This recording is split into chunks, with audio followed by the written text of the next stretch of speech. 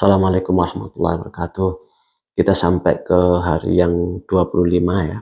Mudah-mudahan Allah Subhanahu wa taala berkahi kita semuanya, memperkuat langkah-langkah kita, memperkuat fisik kita sehingga mudah-mudahan lebih kuat untuk melaksanakan masa-masa puncak di bulan Ramadan ini, yaitu Ashrul Awakhir. Dan kita berdoa kepada Allah Subhanahu wa taala di pagi hari dan juga di sore hari. Allahumma inni a'udzubika minal kufri wal faqr wa a'udzubika min adzabil qabri la ilaha illa anta. Ya Allah, aku berlindung kepadamu ya Allah. Aku mohon perlindungan darimu ya Allah dari kekufuran dan kefakiran, dari kefakiran dan kekufuran. Dan aku berlindung kepadamu ya Allah dari siksaan kubur. Dan di sini kita lihat Rasulullah SAW menggandengkan antara kufur dan fakir.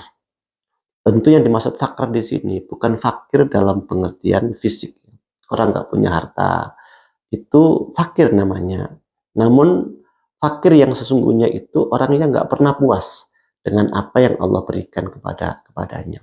Makanya dalam sebuah hadis Rasulullah SAW menyatakan, laisal ghina an kasratil ard. Yang dikatakan kaya itu bukan banyak harta, walakinnal ghina ghinan nafas. Yang disebut dengan kaya itu kaya hati. Dan fakir yang benar-benar mendekatkan pada kekufuran, ini adalah kefakiran yang sudah merasuk di dalam hati. Kenapa? Karena orang kalau kefakiran sudah masuk dalam hati, itu nggak ada kekayaan yang bisa mencukupinya.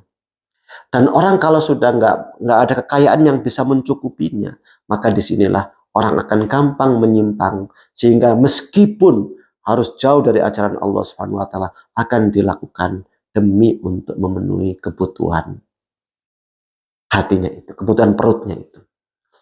Karenanya tentu fakir yang kita maksud dalam doa ini bukan sekali lagi semata-mata fakir dalam fisik. Karena nyatanya banyak di kalangan para sahabat itu yang fakir tapi bertakwa dan beriman kepada Allah Subhanahu wa taala, menjadi hamba-hamba yang dikasihi oleh Allah Subhanahu wa taala. Namun tidak berarti juga kaya itu menyesatkan, karena banyak juga di antara sahabat itu yang kaya dan taat kepada Allah Subhanahu wa taala. Maka kaya dan fakir dalam bentuk fisik itu adalah takdir yang Allah berikan kepada umat manusia. Namun bagaimana kita mensikapinya, inilah yang terpenting. Kaya, tapi kemudian merasa cukup dengan kekayaan yang Allah berikan kepadanya, dan cukup itu tidak berarti nggak mau bekerja. Saya sudah cukup lah, nggak usah bekerja. Itu bukan rasa cukup, tapi malas. Gitu. Beda ya. Oh, saya memang takdirnya udah fakir, bekerja atau nggak bekerja ya tetap fakir misalnya. Itu bukan merasa cukup, tapi itu malas. Dan itu melanggar aturan Allah Subhanahu wa taala. Makanya bekerja itu perintah Allah Subhanahu wa taala. Bahkan sampai kita sholat Jumat pun, setelah sholat Jumat, fantashiru fil ard, bertebaranlah di muka bumi dan carilah karunia Allah Subhanahu wa taala. Karenanya bekerja itu perintah tersendiri. Kemudian mensikapi hasil dari apa yang kita kerjakan itu satu tersendiri. Tidak mesti orang yang kerjanya giat kaya, dan tidak mesti orang yang kerjanya kurang giat mesti miskin, nggak mesti. Andaikan kaya dan tidaknya seseorang itu karena kerjanya, mungkin Allah alam bisawab, yang paling kaya di muka bumi ini semut.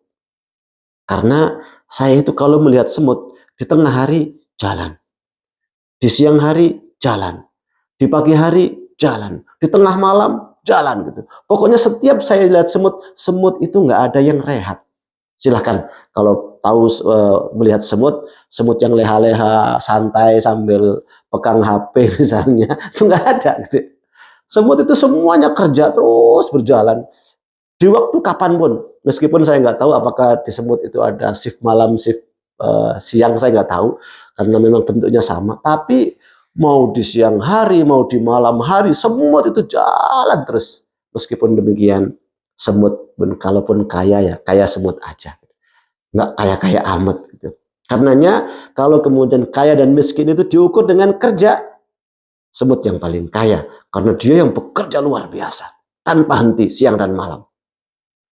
Namun tentu kerja, sekali lagi, itu hal tersendiri.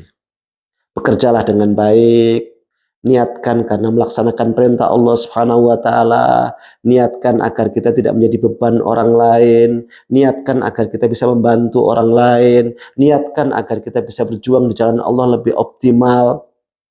Kemudian setelah itu bekerjalah tetap dengan koridor apakah ini dilarang oleh Allah atau tidak. Yang dilarang tinggalkan, yang halal ayo jalankan. Nanti setelah itu hasilnya kayak apa? Itu urusan Allah Subhanahu wa taala. Itu karunia Allah, sekaligus ujian dari Allah Subhanahu wa taala. Kalau ternyata kita sudah bekerja optimal, dikasih rezeki banyak oleh Allah Subhanahu wa taala, bersyukurlah. Gunakan untuk kebaikan, gunakan untuk mendekat kepada Allah Subhanahu wa taala. Kalau ternyata belum dikasih oleh Allah Subhanahu wa taala, jangan melemahkan kinerja kita. Terus bekerja, karena kerja itu akan dapat pahala dari Allah Subhanahu wa taala. Hasil itu ujian dari Allah Subhanahu wa taala. Sehingga apapun hasilnya nggak mengurangi kerja dan kinerja kita. Nah, inilah kaya. Inilah kaya. Tapi kalau terus-menerus nggak ada puasnya, nah yang seperti ini akhirnya apa? Nanti akhirnya menghalalkan segala cara dalam meraih kekayaan. Nah inilah karenanya kefakiran yang seperti ini mendekatkan pada kekufuran.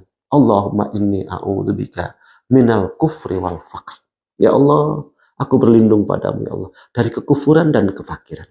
Dan rasa fakir itu biasanya karena visinya tertutup. Tertutup itulah kufur. Kufur itu mungkin kalau bahasa Indonesianya cover ya. Cover itu yang menutupi sesuatu. Nah, kalau visi kita tertutup dan visi kita itu adalah kebahagiaan saat bertemu dengan Allah Subhanahu wa taala. Visi itu adalah di surga Allah Subhanahu wa taala. Kalau ini sudah tertutup, akhirnya orang hanya fokus di dunia. Kalau hanya fokus di dunia, dia tidak akan pernah puas dengan apapun. Ibarat orang yang minum air laut, makin diminum, makin haus. Ibnu Adam, manusia, kata Rasulullah Sallallahu Alaihi Wasallam. Kalau dikasih oleh Allah satu lembah kekayaan, dia pingin lembah yang kedua. Kalau dikasih lembah yang kedua, pingin yang ketiga. Dikasih kekayaan lagi, lembah lagi, pingin yang terusnya, dan tidak akan selesai sampai mulutnya disumpal dengan tanah. Karena itulah maka orang yang kufur pada Allah Subhanahu wa taala biasanya tidak ada puas-puasnya dengan kehidupan, sehingga apapun dilakukan, meskipun merugikan orang lain, meskipun melanggar undang-undang, meskipun mendolimi banyak orang, meskipun itu diharamkan oleh Allah Subhanahu wa taala, nggak ada masalah, yang penting dapat kekayaan. Dan ternyata semakin dapat semakin haus, dan itulah yang terjadi. Coba lihat, yang korupsi besar-besar itu rata-rata orang kaya, bukan orang miskin. Orang miskin kalaupun korupsi, paling korupsinya juga sedikit. Korupsi waktu, korupsi ini, korupsi itu, karena miskin, jadi sedikit yang dikorupsi. Kalau orang kaya, korupsinya gede-gede, triliunan, dan merasa terus kurang terus. Seolah-olah dia nggak akan mati. Karena itulah maka kufur kepada Allah Subhanahu wa taala, kufur pada apa yang Allah janjikan di surga, kufur dengan hari akhir, ini menyebabkan kefakiran dalam hati, nggak pernah puas dengan apa yang Allah berikan kepadanya. Dan karena itulah maka dia akan banyak mendolimi orang, dan dari sinilah akhirnya muncul penjajahan di muka bumi. Allahumma inni a'udzubika minal kufri wal faqr wa a'udzubika min azabil qabr. Dan akhirnya nanti akan disiksa oleh Allah Subhanahu wa taala di alam kubur, dan akan disiksa lebih berat lagi nanti di akhirat. La ilaha illa anta. Tidak ada ilah, tidak ada Tuhan kecuali hanya Engkau ya Allah. Ya Allah, lindungi kami dari kekufuran, lindungi kami dari kefakiran. Mudah-mudahan dengan itu aku akan bahagia bertemu denganmu ya Allah. Wassalamualaikum warahmatullahi wabarakatuh.